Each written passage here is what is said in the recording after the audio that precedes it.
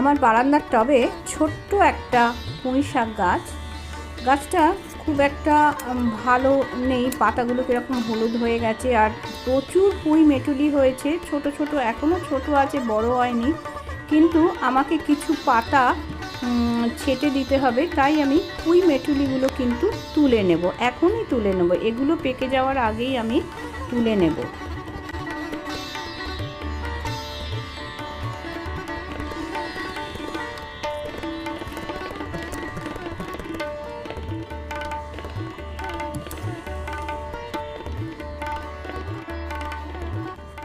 দেখো পাতাগুলো আমি কাঁচি দিয়ে কেটে নিচ্ছি, যে পাতাগুলো হলুদ হয়ে আছে।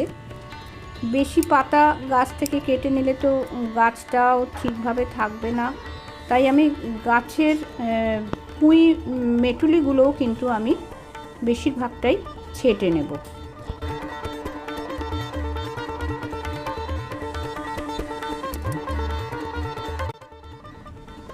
এই যে অল্প একটুখানি ছোট্ট, খুব অল্প হয়েছে, কারণ আমার গাছটা তো বললাম তখনই গাছটা শুকিয়ে যাচ্ছে বলে তুলে নিয়েছি। এই অল্পই আজকে রান্না করে নেব আমি, সেই কারণে একটু ওই কাতলা মাছের মাথা নিয়েছি, কাতলা মাছের মাথা। আর যেহেতু ওটা অল্প তাই আমি একটু কুমড়ো দেব, একটু শুধু আলু দিচ্ছি, আর পেঁয়াজ আর রসুন, সর্ষে বাটা, এগুলো তো লাগবে।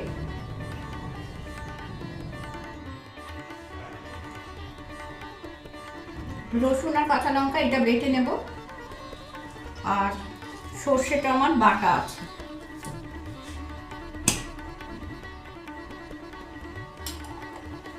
চলো এবার তাহলে রান্নাটা শুরু করি।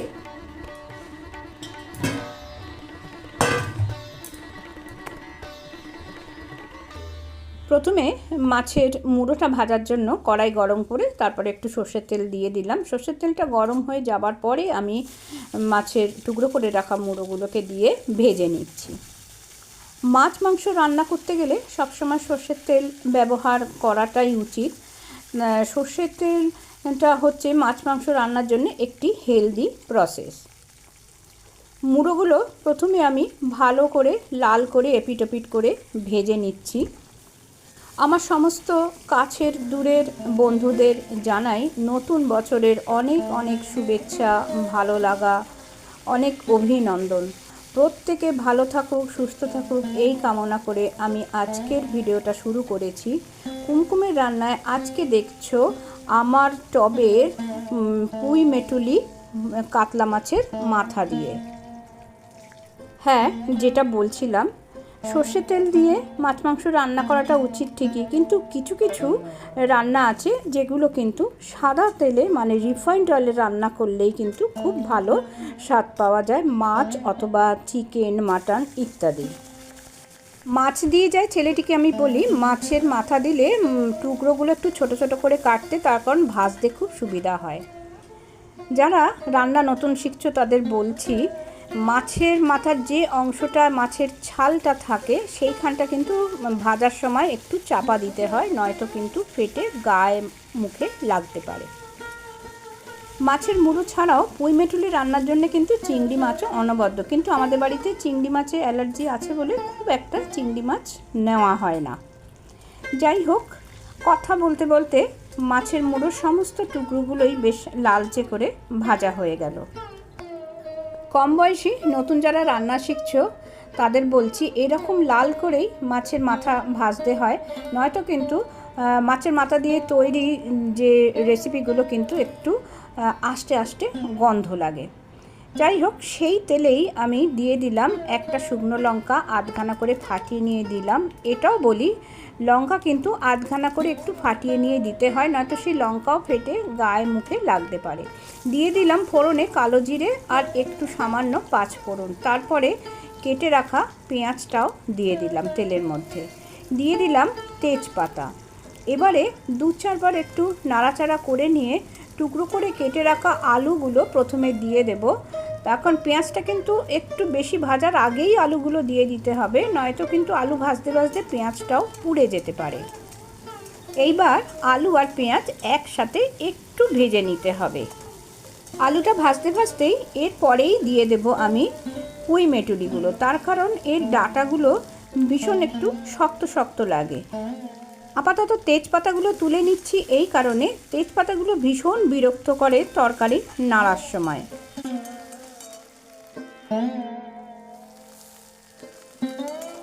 পুঁই মেটুরিটা খুবই অল্প, গাছটা নষ্ট হয়ে যাচ্ছিল কেন বুঝলাম না, সেই কারণেই কচি কচি পুঁই মেটুরিগুলো তুলে নিতে হলো, নয়তো কিন্তু খুব ভালো হতো, একটু বড় বড় হতো। গতবারে কিন্তু বেশ ভালো হয়েছিল। যাই হোক, মেটুলিগুলো দিয়েও আমি আলুটাকে ভাজতে থাকলাম, আর এখনই আমি দিয়ে দিলাম একটু লবণ, যাতে একটু তাড়াতাড়ি নরম হয়ে যায়। কিছুক্ষণ ভেজে নিয়ে আমি কিন্তু এবার একটু চাপা দিয়ে দেব।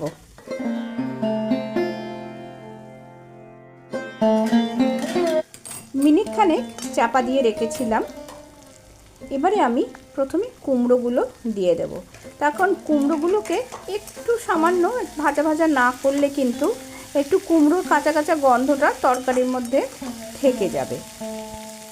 আবারও একবার মিনিট খানেকের মতো কিন্তু আমি কড়াইটাকে ঢাকা দিয়ে রাখবো।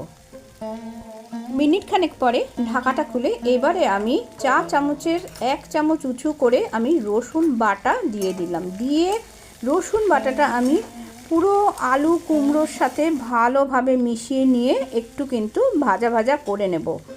ভাজা ভাজাটা করে নিতে হবে, তার কারণ কিন্তু রসুনের কাঁচা গন্ধটা থেকে যাবে। আবারও মিনিট খানেক আমি চাপা দিয়ে রেখেছিলাম।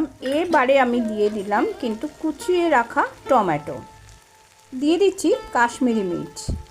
রান্নাতে খুব সুন্দর একটা কালারও আসবে, আর কাশ্মীরি মির্চের কিন্তু স্বাদটাও ভীষণ ভালো লাগে। এবারে দিয়ে দিলাম একটু হলুদ গুঁড়ো, দিয়ে আবারও পুরো তরকারিটার সাথে কিন্তু আমি মশলাগুলোকে মিশিয়ে নিলাম। নিয়ে এইবারে ভেজে রাখা মুড়োগুলো কিন্তু আমি দিয়ে দিলাম। দিয়ে আবারও সমস্তটার সঙ্গে বেশ ভালোভাবে মিশিয়ে নিতে হবে। বেশ ভালোভাবে ভাজা ভাজা করার পরে এবারে আমি যে সর্ষে বেটে রেখেছিলাম সেই সর্ষেটা একটু জলের মধ্যে গুলে নিয়ে আমি তরকারির মধ্যে দিয়ে দিলাম। আমি এই রান্নাটায় সর্ষে বাটা দিয়েছি। তোমরা যদি মনে করো সর্ষে বাটা দেবে না, নাও দিতে পারো। আদা বাটা দিয়েও কিন্তু এই রান্নাটা খুব সুন্দর হয়। আমি আগে আদা বাটা দিয়ে রান্না করেছি, কিন্তু আমি আজকে সর্ষে বাটা দিয়ে রান্না করে দেখব এটা কতটা সুন্দর খেতে হয়। খুব ভালোভাবে পুরো সবজিগুলোর সাথে মশলাটা মিশিয়ে নেবার পরে আমি কিন্তু এবারে একটুখানি জল দিয়ে দেব।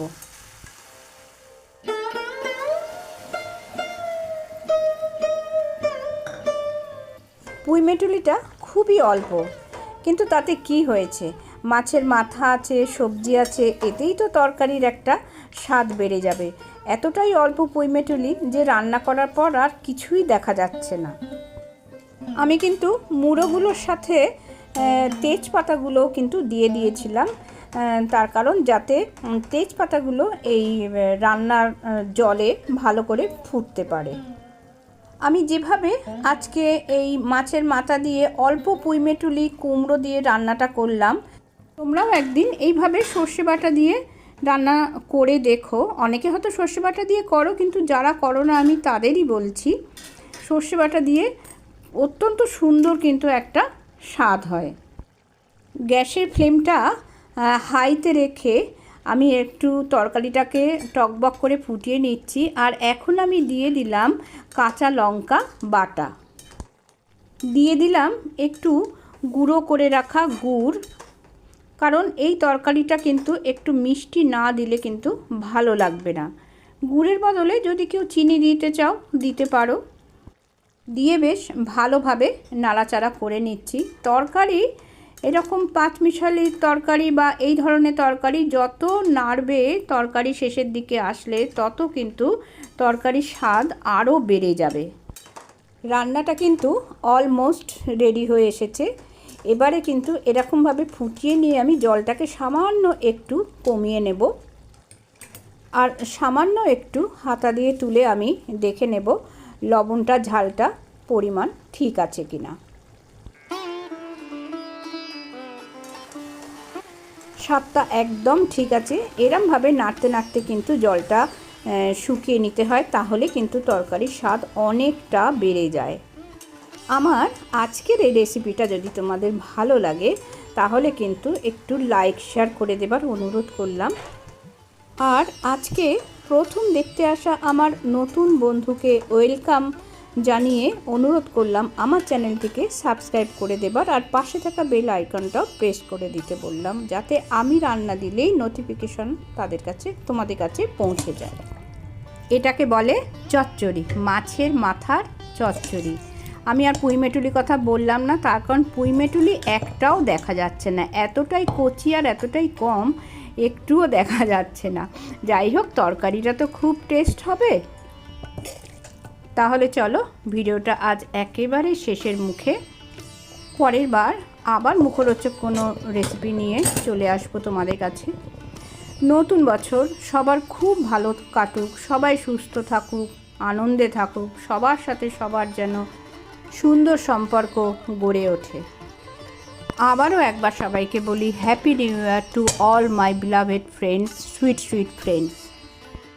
Wishing you all very very happy new year. Thank you. নতুন বছর সবার সুখ সমৃদ্ধি হোক। ধন্যবাদ।